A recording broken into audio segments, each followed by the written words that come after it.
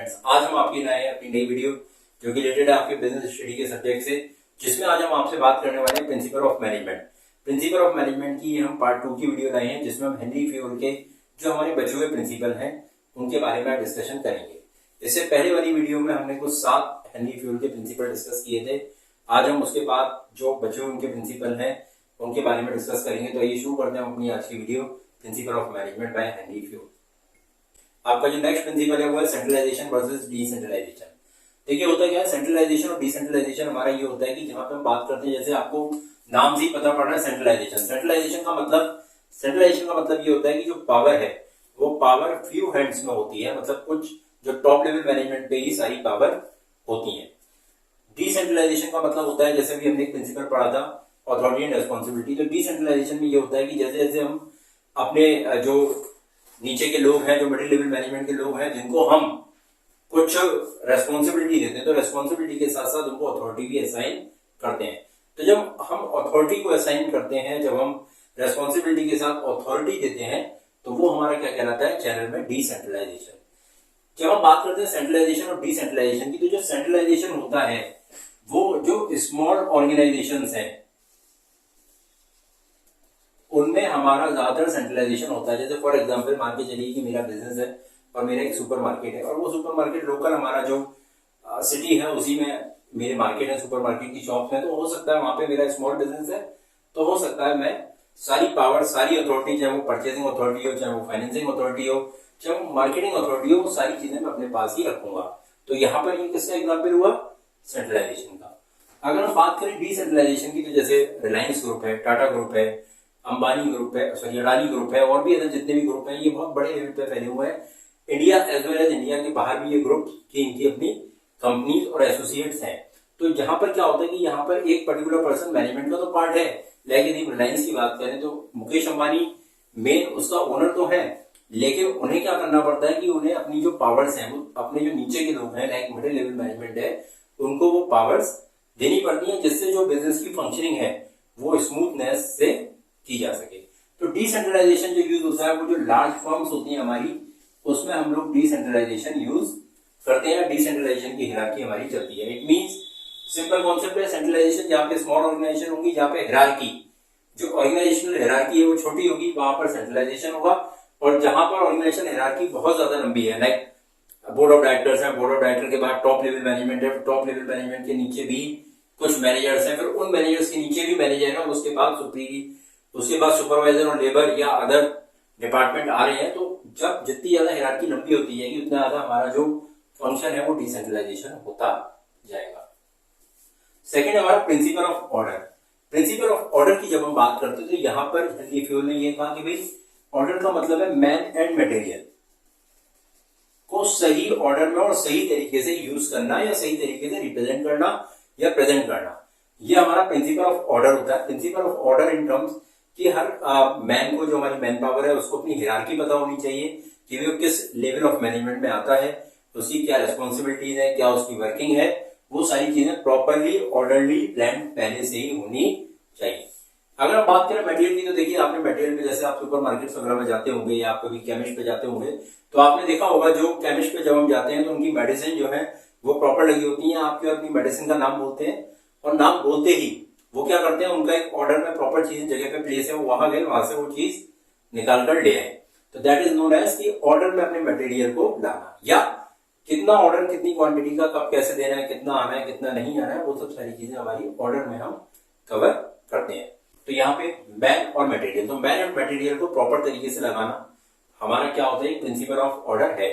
Like man और material को लगाने का मतलब ये है कि भाई प्रॉपर टाइम पे, प्रॉपर प्लेस पे, with in a minimum time हमें ये पता होना चाहिए कि भाई हमारा मटेरियल कहाँ लगा हुआ है, जिससे हम बहुत जल्दी से अपने उस सामान को लाके अपने कस्टमर तक पहुंचा दें। जैसे भी मैंने एक एग्जांपल आपको दिया सुपर मार्केट का, कि भाई सुपर मार्केट में आप जाते हो तो आपको पता है कि भाई ये मेरा ग्रोसरी सेक्शन है, ये मेरा क्लॉथ सेक्शन है, ये मेरा विमेन्स का है, ये मेंस का है, इसके ऊपर हम चले जाएंगे तो फर्नीचर सेगमेंट मिल जाएगा। तो ये हमारा क्या होता है कि ये पहले से डिस्क्राइब होता है, और हमें ऑर्डर पता होता है कि भाई अगर आपको इलेक्ट्रॉनिक्स परचेज करने हैं तो 4th फ्लोर पे जाइए, अगर आपको फर्नीचर परचेज करना है 3rd फ्लोर पे आइए, अगर आपको ग्रोसरी या डेली नीड्स का सामान परचेज करना है तो आप फर्स्ट ग्राउंड फ्लोर पे रहिए। तो ये सब सारी चीजें जो है हमारी प्रॉपर प्रिंसिपल ऑफ ऑर्डर के अंदर आती हैं। प्लस मैन, मैन का भी सही जगह पे और सही टाइम पे अवेलेबल होना भी बहुत इंपॉर्टेंट है। मान के चलिए कि आपके सुपरमार्केट में आपने एम्प्लॉय तो लगा रखे हैं, बट जब कस्टमर को एम्प्लॉय की रिक्वायरमेंट हुई तो वहां पे कोई भी एम्प्लॉय उनकी सर्विस के लिए अवेलेबल, सर्विस प्रोवाइड करने के लिए अवेलेबल नहीं है, तो ये भी नहीं होना चाहिए। कम से कम टाइम में ज्यादा से ज्यादा जो चीजें हैं वो लाइन अप और स्ट्रीमलाइन हो जानी चाहिए। तो ये हमारा सेकंड जो प्रिंसिपल दिया, principle of order, Henry fuel ने। इसके बाद हम बात करेंगे प्रिंसिपल ऑफ इक्विटी की। देखिए हम बात करते हैं आज के टाइम में इक्वालिटी। इक्वालिटी मतलब सब बराबर है। लाइक हम बात करते हैं जेंडर पे, लाइक हम बात करते हैं सेक्स पे, लाइक हम बात करते हैं अदर और भी अदर चीजों पे। तो ये सब क्या है कि हमारे जेंडर पे और इस पे कोई भी डिस्क्रिमिनेशन हमारा नहीं होना चाहिए। बेसिकली जो हेनरी फ्यूल है वो ये कहते हैं कि भाई जेंडर है, जेंडर पे कोई भी डिस्क्रिमिनेशन, सेक्स यानी मेल एंड फीमेल पे कोई भी डिस्क्रिमिनेशन नहीं होना चाहिए। मतलब ऐसा नहीं होना चाहिए कि भाई ये मेल है तो ये ज्यादा काम करेगा और सेम पोस्ट पे मेल को ज्यादा सैलरी मिलेगी, फीमेल को कम सैलरी मिलेगी, या मेल ज्यादा एप्रोप्रिएट पर्सन है फीमेल से तो फीमेल काम नहीं कर रही या काम करती भी है तो हम उसके काम को नजरअंदाज केवल और केवल किसकी वजह से कर रहे हैं, जेंडर की वजह से। या हम देखें कि भाई और भी हमारे हो सकते हैं जो फैक्टर्स हैं, फैक्टर्स मान के चलिए कि आपका डेमोग्राफिक फैक्टर हो सकता है। डेमोग्राफिक फैक्टर पे हम उसको अवॉइड कर रहे हैं कि भाई ये इंसान इस काम को प्रॉपर तरीके से परफॉर्म नहीं कर पा रहा, तो हमें क्या है प्रिंसिपल ऑफ इक्विटी दिया कि भाई जो प्रिंसिपल ऑफ इक्विटी है वो हमें ये बताता है कि हर इंसान को हमें बराबर का समझना है और वो जिस पोस्ट पे है या जो वो काम कर रहा है वो उस काम को अच्छे से परफॉर्म कर सकता है, नो मैटर उसका कलर क्या है, नो मैटर उसका जेंडर क्या है, नो मैटर उसकी एज क्या है, क्योंकि हमने पहले ही उसकी एज के अकॉर्डिंग उसको काम दिया होगा। इसका एक बहुत अच्छा एग्जाम्पल है आपका गूगल। गूगल के जो आपके सीईओ हैं वो है सुंदर पिचाई। सुंदर Pichai is the best example कि ये बेसिकली गूगल एक विदेशी कंपनी है, बट इसके जो सीईओ हैं ये इंडियन ओरिजिन के सीईओ हैं। तो इंडियन ओरिजिन मतलब कि लगभग इंडिया से वो संबंध रखते हैं या इंडिया के उनके फोरफादर वगैरह रहे हैं। तो सुंदर Pichai is a best example of principle of equity. Next हमारा है stability of tenure of personal. Stability of tenure of personal का मतलब कि कोई भी आप एम्प्लॉय को यदि हायर कर रहे हो तो उस एम्प्लॉय की स्टेबिलिटी बहुत इंपॉर्टेंट रोल प्ले करती है। देखिए कोई भी ऑर्गेनाइजेशन जब उसमें हम स्टाफिंग करते हैं, रिक्रूटमेंट करते हैं, तो रिक्रूटमेंट करने में एक बहुत लंबा प्रोसेस होता है।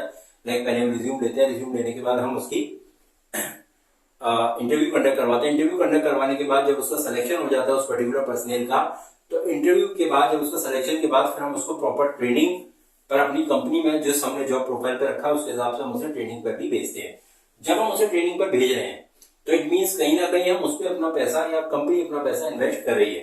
तो यदि कंपनी किसी भी पर्सनल का टेन्योर सफिशिएंट नहीं रखती, लाइक 1 साल 2 साल 3 साल मिनिमम नहीं रखती और अपने एम्प्लॉय को ज्यादा रिटेंशन नहीं रख पाती है, बार बार उसके एम्प्लॉय चेंज होते हैं, तो ये भी एक ऑर्गेनाइजेशन के लिए अच्छा एस्पेक्ट नहीं होता।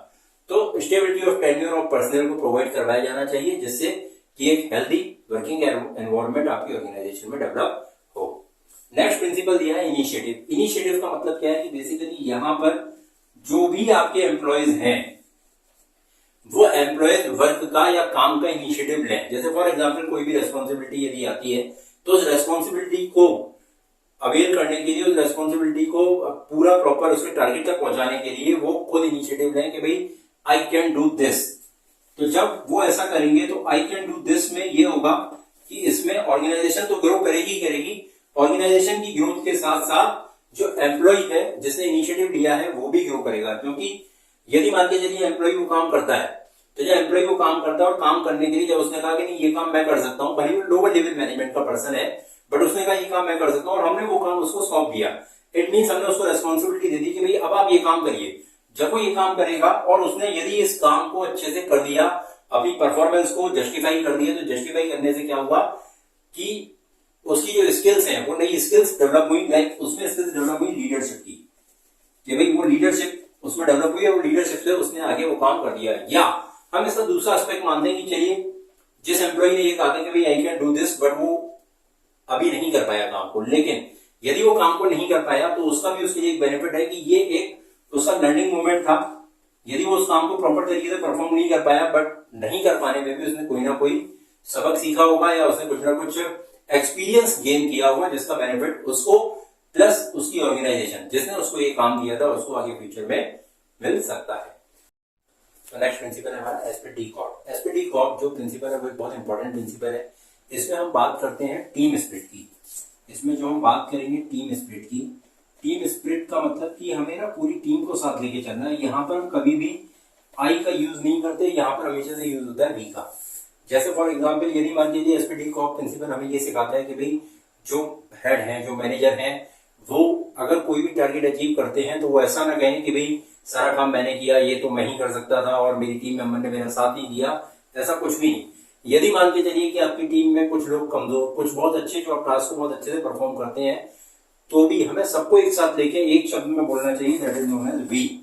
कि वी मतलब कि ये टास्क हम सबने मिलके अच्छा किया, जिससे क्या होगा कि एक पॉजिटिव थॉट, एक पॉजिटिव माइंडसेट उस एम्प्लॉय में भी डेवलप होता है जो उस पर्टिकुलर टास्क में आपका बहुत ज्यादा सहयोग नहीं कर पाया, बट क्योंकि आपने उसका क्रेडिट भी उसको दिया, जिसके कारण से क्या होगा कि उसमें भी एक मोटिवेशनल फैक्टर डेवलप होगा। और एसपीटी कॉर्प जो मेरा प्रिंसिपल है वो यही कहता है कि भाई अपनी पूरी टीम में एक स्पिरिट जगाइए और अपनी टीम को मोटिवेट करिए। जो अच्छा काम कर रहे हैं वो और अच्छा काम करेंगे, और जो काम अच्छा नहीं कर पा रहे, हो सकता है उस टास्क को अच्छा परफॉर्म नहीं कर पाए हो, तो आगे, क्योंकि जब आप उन्हें इनिशिएटिव लेके, जब आप उन्हें बेसिकली उनको उनकी तारीफ करेंगे, उनको मोटिवेट करेंगे, तो हो सकता है आगे वो अच्छे काम और आपके जो टास्क है वो अच्छे से कर सके। प्लस एक अच्छे लीडरशिप की ये स्किल भी होती है कि भाई वो अपने काम का क्रेडिट अपने जो सबॉर्डिनेट्स हैं उनको दे, जिससे वो भी डेवलप करें और एक अच्छी लीडरशिप से वो भी आगे के टारगेट जो उसका लीडर है वो और आसानी से टारगेट अचीव कर सके। तो ये था हमारा एसपीटी कॉर्प प्रिंसिपल। आगे हम नेक्स्ट प्रिंसिपल की बात करते हैं, स्केलर चेन। ये हमारा लास्ट और 14th प्रिंसिपल है, scalar chain, principle of management का। स्केलर चेन बेसिकली वो प्रिंसिपल है जहां पर हेनरी फ्यूल कहते हैं, प्रिंसिपल ऑफ मैनेजमेंट ये कहता है कि भाई हमें ना हायरार्की फॉलो करनी चाहिए। लाइक यहाँ पर क्या होता है, जो अथॉरिटीज होती हैं वो अपवर्ड से डाउनवर्ड की तरफ आती हैं। तो जो हमारा हायरार्की इसमें होता है वो स्केलर चेन में हमारा कुछ इस तरीके का होता है, like A, B, C, D, E, F, G, H, I. तो ये हमारा एक स्केलर चेन होता है। स्केलर चेन में क्या होगा, जो अथॉरिटी होंगी वो अपवर्ड से डाउनवर्ड की तरफ आपकी आएंगी। स्केलर चेन ये होता है कि भाई यदि मान के चलिए इस ए को, यदि मान के चलिए सीईओ है, तो इसको यदि कोई बात कहनी है तो वो बी से कहेगा, बी सी से कहेगा, सी डी से कहेगा और डी ई से। ये आपका सुपरवाइजरी लेवल और लोअर लेवल होता है। सेम ए एफ से कहेगा, एफ जी से कहेगा, जी एच से कहेगा और एच आई से कहेगा। ये हमारा प्रिंसिपल होता है, that is known as scalar chain. Scalar chain में क्या होता है कि जो टॉप मोस्ट एम्प्लॉय है वो कभी भी अपने एग्जीक्यूटिव से या कभी भी अपनी लेबर से डायरेक्ट बात नहीं करता। इट मीन्स ये हायरार्की फॉलो होती है कि हर इंसान को अपनी रिपोर्टिंग अपने जो सुपीरियर बॉस है उसको देनी होगी, वो सुपीरियर बॉस अपने सुपीरियर बॉस को देगा, फिर वो सुपीरियर बॉस सबके जो आपके टॉप सुपीरियर बॉस है उसको रिपोर्टिंग देगा। लेकिन कभी कभी ऐसा होता है कि हमें जल्दी ही अपनी बात को कहना होता है और उस काम को हमें करना होता है, तो वहां पर एक सिस्टम हमारा बनता है लाइक गैंग प्लैंक। ये हमारी हायरार्की होती है, इसे हम कहते हैं गैंग प्लैंक। गैंग प्लैंक में क्या होता है कि कोई भी एम्प्लॉय, यदि मान के चलिए डी एम्प्लॉय है, इसको कोई बहुत इंपॉर्टेंट काम है एच से, यदि हम स्केलर चेन की बात करें तो स्केलर चेन में फॉलो होगा डी से सी से बी से ए, फिर ए से एफ, एफ से जी और जी से एच।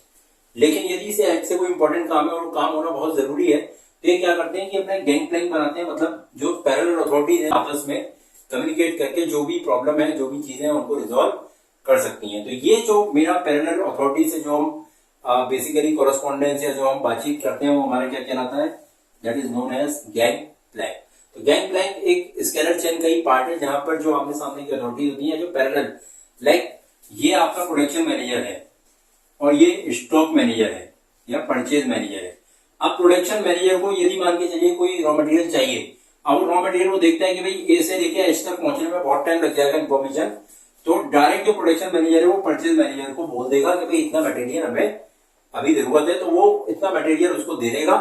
प्लस फिर जो परचेज मैनेजर है वो हायरार्की के थ्रू लेवल ए, यानी जहां पर आपका ये सीईओ बैठे हैं, इनको ये इन्फॉर्मेशन पहुंचा दी जाएगी कि भाई प्रोडक्शन डिपार्टमेंट को अर्जेंटली रॉ मटेरियल की रिक्वायरमेंट थी जो कि मैंने अपने स्टोर से निकालकर उन्हें दे दिया है। तो ये प्रिंसिपल मेरा स्केलर चेन प्रिंसिपल है, जो कि ये कहता है कि भाई हमें अथॉरिटी और रिस्पॉन्सिबिलिटीज यानी अथॉरिटीज को हायरार्की में फॉलो करना चाहिए। यदि नहीं हो पा रही है तो हम गैंग प्लानिंग के थ्रू अपने काम को आसानी से कर सकते हैं। तो ये थी हमारी आज की वीडियो, जिसमें आज हमने आपसे 14 प्रिंसिपल्स की बात करी। हमारे साथ जुड़े रहिए और अभी हम इसके बाद साइंटिफिक प्रिंसिपल्स की एक वीडियो बहुत जल्दी आपके साथ शेयर करेंगे। Thank you.